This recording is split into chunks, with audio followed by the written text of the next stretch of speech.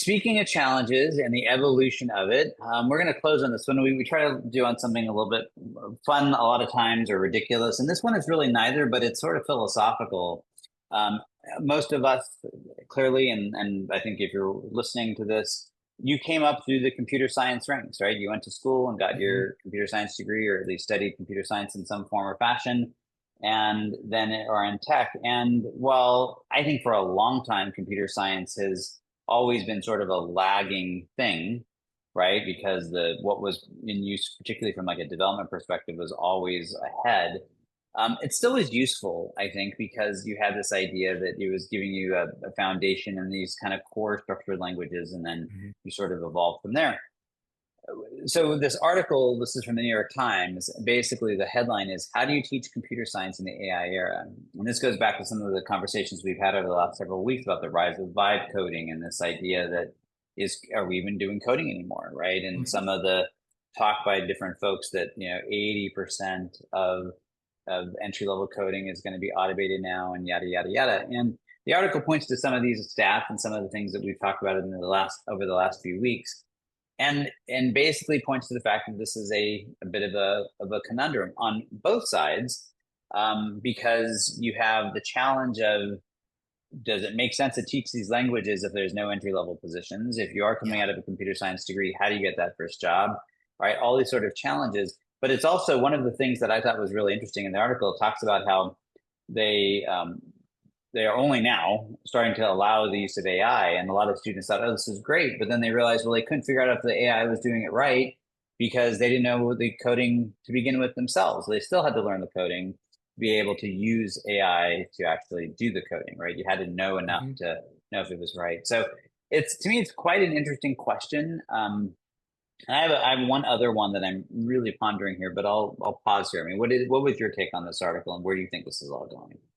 Yeah, I think we are quickly realizing that the old way of learning a task in college, where we spend several years simply focusing on the technical aspects without any applied uh, use, or is not a practical way to teach something going forward. And I think this is true honestly across the board. That simply learning how to code without understanding how code is being created or deployed in the real world is just not going to work. And I think the flip side, as you mentioned, Charlie, is true that simply because you know how to put in a prompt into ChatGPT and get out some code does not necessarily mean that you know how to code at a level that will be useful in the operational world. But that's something you should start to learn in college at this point.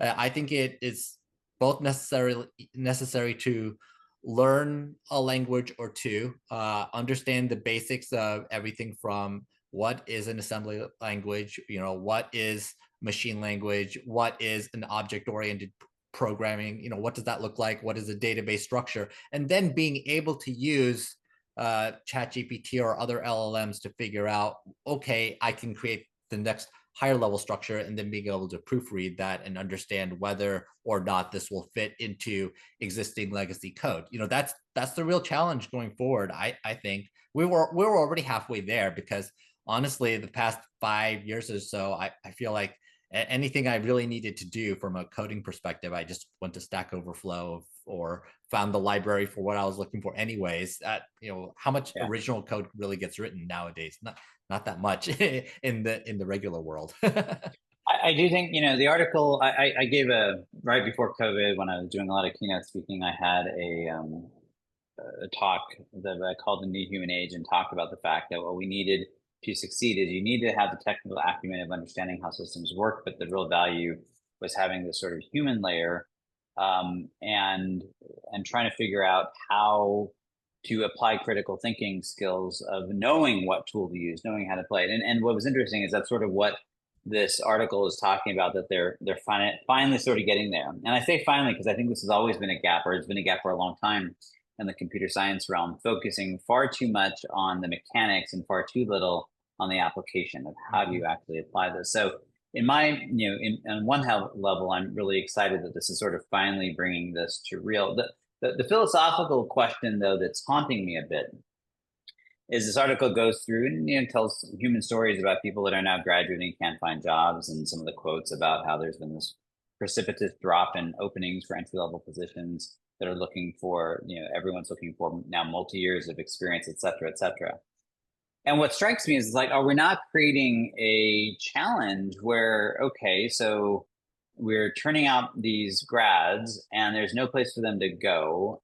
And yet we want people with experience. If we need a pipeline, right? How do we expect that we're going to use AI to close out the top of the funnel, and that it doesn't just completely stop everything, right? I mean, it's like, I've heard these people make these, prognostications that, oh, we're going to eliminate all of our entry level stuff.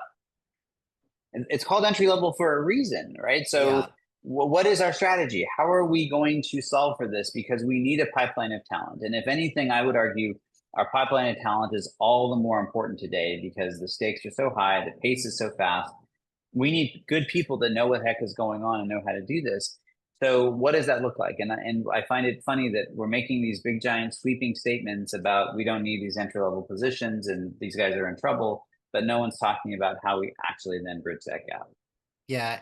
And it's been no secret that the tech job market has always been very dynamic. We're having a lot of layoffs now, but even in the best of times, it has always been a bit of a roller coaster figuring out whether people are hiring or firing, and even sometimes when people are hiring like crazy, like there's no logic to it either. So it's so hard to predict. I think there will need to be a little bit more maturity and perhaps a little bit of a longer commitment if we actually want expert coders or technicians going forward. I know that looking at the law world, there has been a similar problem. My brother's a lawyer, and for a few years now, they've had the problem where nobody wanted to hire a first-year associate, but everybody wanted a third or fourth-year associate. And now tech is in the same Well, how did they solve it? What did they do? Well, it hasn't been solved yet. There's still paucity of third or fourth year associates, and first year associate candidates are increasingly going into tech or into corporate jobs where you don't have the same type of roadmap to become a partner at a law firm, because the partner track is becoming increasingly difficult to manage, and there just isn't enough room for it for so we always want to bring it back to the CIO, and while this is sort of a philosophical macro level conversation, I think as a CIO it is something that is relevant to you because you need to be focused on your talent pipeline. You need to be figuring out how to do that. I think in the short term you probably don't have an immediate problem with all the layoffs. There's definitely going to be some very experienced talent out there that you can get off the streets. But longer term, I do think it's, we started talking a little bit about baseball, right?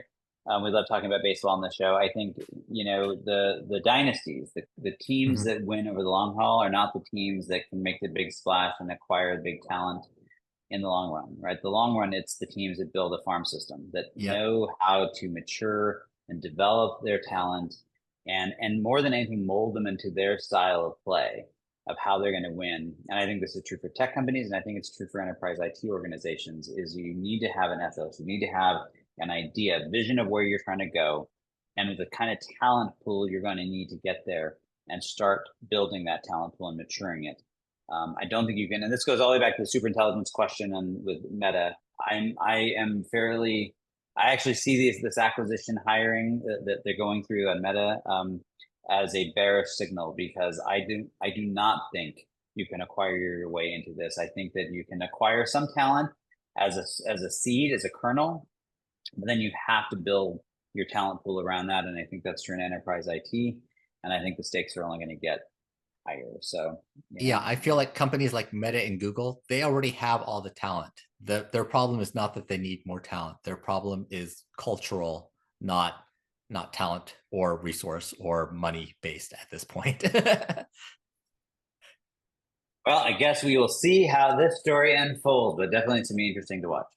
Yeah, and definitely work on your bench strength and your culture and your talent acquisition and your onboarding capabilities, because honestly, it's getting harder for everyone. CIOs that have figured this out are going to have a big advantage going forward, even in the world of AI.